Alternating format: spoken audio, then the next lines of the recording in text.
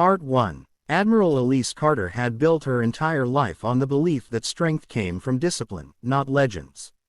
She earned every stripe, every medal, every bruise, carving her place into a world where no woman had ever risen as high as she had. She didn't bend, didn't break, didn't tolerate excuses, and above all, she didn't believe in mythical soldiers with dramatic call signs whispered like campfire stories. So when she first heard the name Iron Ghost, she didn't flinch, she smirked. A ghost, a man too dangerous to keep on record, a soldier that vanished in war zones like dust in the wind.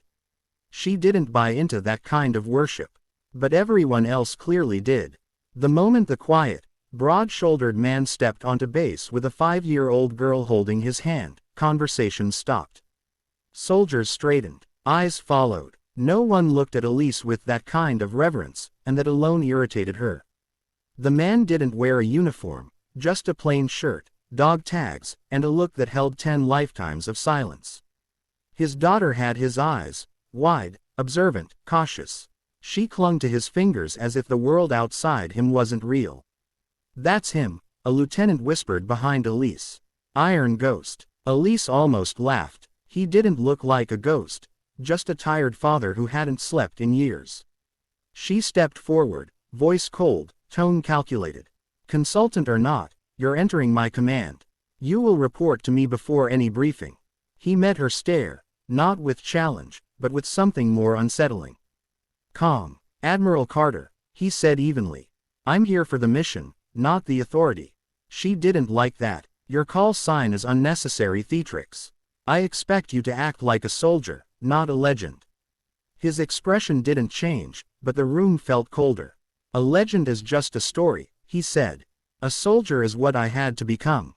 Elise dismissed him, unimpressed, but then he said, "Permission to ask one question, Admiral." "Go ahead," she replied. "Have you ever sent good men to die because a plan looked perfect on paper?" The question wasn't disrespectful, it was a knife-wearing politeness. Elise didn't answer. She didn't have to. Everyone in that room had seen her decisions leave casualties behind. His daughter pulled his wrist gently. "Daddy, can we go now?" He bent down, brushing her hair behind her ear. Almost, angel. For one moment, just one, he didn't look like a machine. He looked human. But Elise was not here for softness. She needed to prove he was overhyped, overrated, and dangerously romanticized.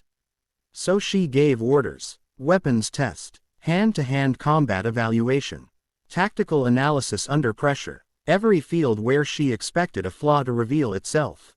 But instead, every test broke the testers, not him. He shot with perfect rhythm, not fast, but inevitable.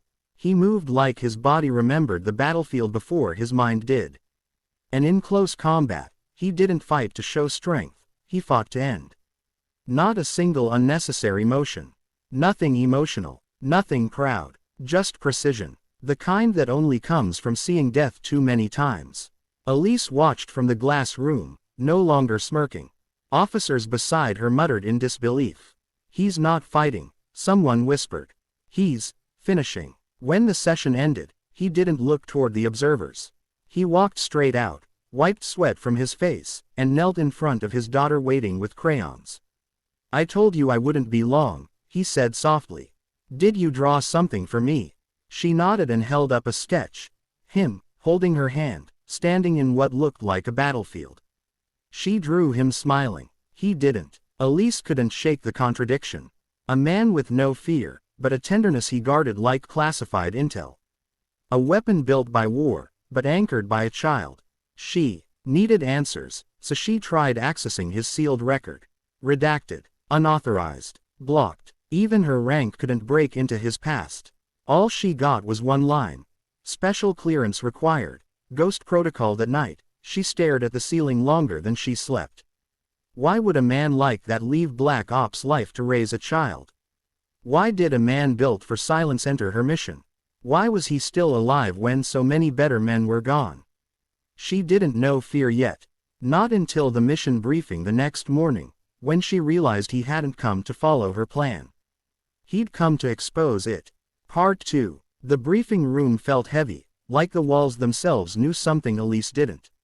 The screens were lit, the map prepared, the team assembled, but instead of waiting behind the Admiral's podium, he stood there, arms crossed, eyes dissecting every soldier in the room. Elise's boots echoed as she stepped in. Everyone turned to her, except him. "You're early," she said, trying to keep her voice firm. "You're late," he replied, just as calm as yesterday. She felt heat rise, not embarrassment, but something sharper. He clicked the screen, revealing images she hadn't authorized. Satellite heat signatures, hidden bunkers, sniper zones she hadn't marked. "You sent 3 SEAL units into this corridor," he said, pointing. "All dead in under 4 minutes. Elise's jaw tightened. She knew the casualties. She wrote the letters. "We did not have this intel at the time." "You did," he said. "You just didn't know how to read what mattered." His voice wasn't loud, but every word landed with weight. She stepped closer. "You think you can do better?" "I already did," he answered, eyes never blinking.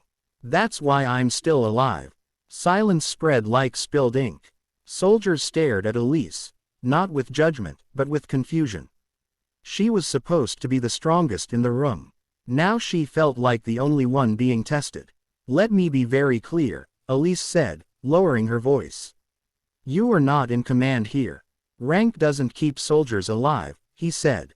"Decisions do." She wanted to snap back, but then he did something unexpected. He looked sad. Not broken, not weak, just tired of watching people die because the person in charge refused to listen. He turned back to the map. "I don't want your authority. I want your team to survive." Those words hit her harder than any insult. Because she did care. She just didn't know how to admit it. He continued, exposing flaws she had missed, routes she hadn't considered, enemy patterns she never even saw forming. It wasn't arrogance, it was experience. The kind earned in blood. The room began to shift. The soldiers were no longer looking at a consultant. They were looking at the man they wished led them. Elise finally said, quietly but clearly, "You think I should go into the field myself?" "If you want them to follow you," he said. "They need to see you bleed." Something in her chest cracked. Not physically, but painfully. She had spent years proving she didn't need to break to lead, but maybe that was the problem. Leadership wasn't about never falling. It was about falling where others could see you get up. She took a breath that felt like swallowing glass. "Fine," she said, "I'll go." He nodded once, respectfully, not triumphantly. That was the moment she realized. He didn't want to win against her. He needed her to win against the war. The mission began before the sun. The jungle was thick, the air wet, the silence choking. Elise moved like a soldier, not an admiral, and the team felt the difference. But then the ambush came. 6 snipers, 4 drones, 0 cover. Elise froze, not out of fear, but out of realization. "We're dead." Before she could call retreat, he whispered, 3 seconds. "When I move, follow." She didn't believe him. No sane person would. But when he moved, he didn't run. He disappeared. One breath he was beside her, the next he was behind enemy lines, dropping targets with a precision that felt unreal. Snipers fell like echoes. Drones crashed like broken thoughts. The team didn't move because they were stunned. Elise didn't move because she finally understood why he was feared. And why he was alone. He wasn't a soldier. He was a last resort made flesh. When the battle ended, he walked back through the smoke, gun lowered, heartbeat steady. Not a scratch on him. She stared at him, breathless.